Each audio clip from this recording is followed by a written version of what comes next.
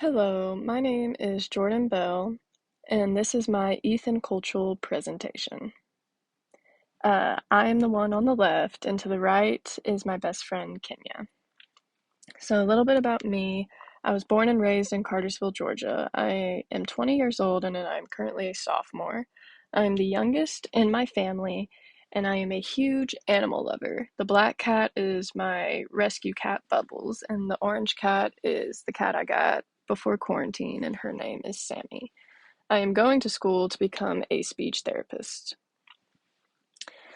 So, the way I would define my own personal culture, well, first of all, I would say personal culture allows you to establish your beliefs, values, and your identities.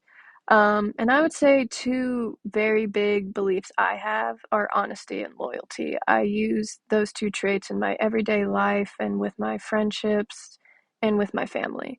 Um, Also, my childhood and my upbringing would also define my personal culture just from everything I learned, saw, and was exposed to, good and bad. And music and style is also a great way to define my own personal culture. Just my music. I really enjoy listening to soundtrack music, whether it be from movies, TV shows, or even if just some musical person performed it. My style is pretty basic. I definitely dress for comfort over style, but that's just who I am. Some of the most important aspects of our personal culture, I would say that core values is definitely in the top three. It helps guides us into making decisions, and it helps see how we view the world and ourselves, and it really does help shape our morals, which is a very important thing to have done before you're an adult, I would say. And I would also say that core values also helped with conflict resolution because whenever you are faced with a tough decision or an unsure decision, you can just look back on what you believe in to help you make that decision. Another important aspect I would say is beliefs. There's thousands of different beliefs out there in this world, and people believe in them mentally, physically, and spiritually. And I feel that beliefs also influence our perspective on life, and just with your cultural identity as well, which means exactly how it sounds. You identify with your culture that you were raised in or in your upbringing. And you can use your cultural identity with your music, your clothes, your food. There's so many different ways to identify with your culture, and just your lifestyle and choices also fall back with your beliefs because of what you believe in. You might not be able to do or say or go to certain places because of what you believe in. Another important and final aspect of personal culture, I would say, is our experience and memories. I really do believe that personal experiences and your upbringing molds you into the person that you become.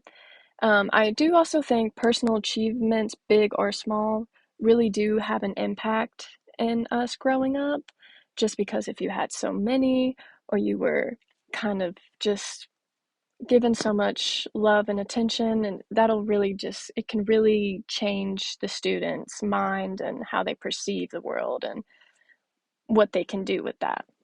Experience and memories also help us with decision making as well, just because of everything that you have learned along the way. That'll help you make decisions in the long run and forever.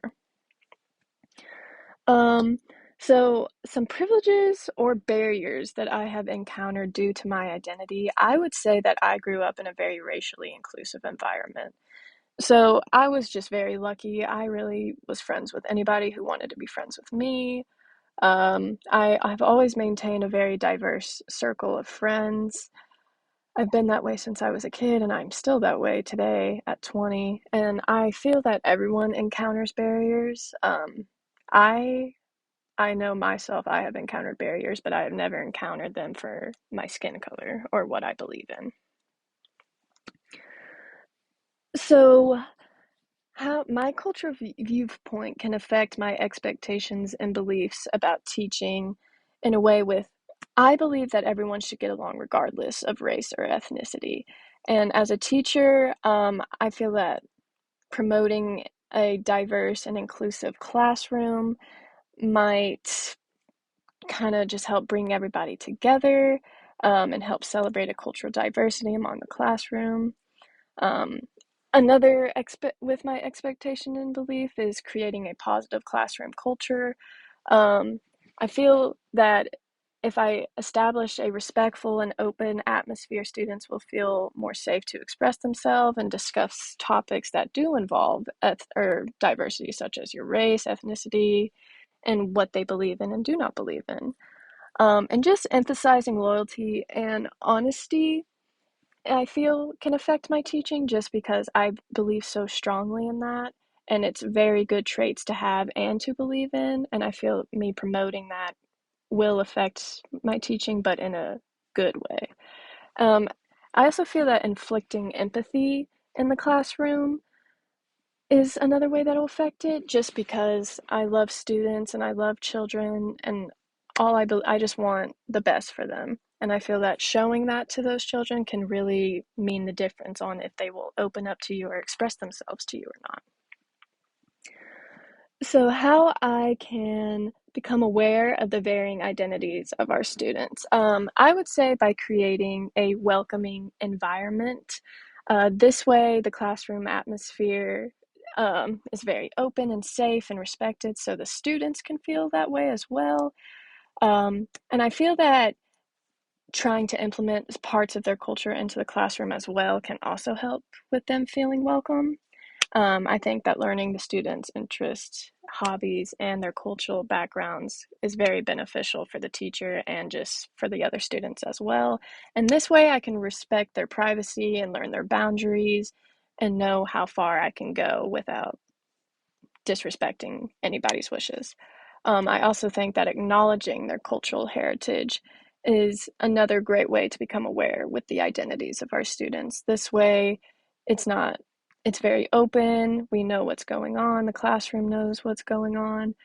And I feel that, by maybe celebrating some of the holidays from their culture is another way for students to feel that they are very welcomed in the classroom. And then how I would value the varying identities of my students is I would provide any and all resources that they need in regards if they need help learning or I can't explain something well enough, I can give them resources to help. I would also implement many classroom policies such as no bullying, just because, kids are kids and they're going to say what they're thinking, and it might not seem rude to them, but it does come across as rude to us because we are older and we understand that. I can also celebrate diversity. As I was explaining in the other side, I could celebrate like their history months or their special holidays. This way they can feel that everyone respects and loves their culture just like they do. And listening and expressing empathy. I feel it is very important to listen, mostly just listening to the students. They will say so much if you can just listen. And this way, I will be able to really learn the students and how they are and what I can do as a teacher. And by expressing the empathy, they know that they can come to me and talk to me about anything. It really just comes down to, at the end of the day, it's all about the kids. Everything we do as teachers is for the kids.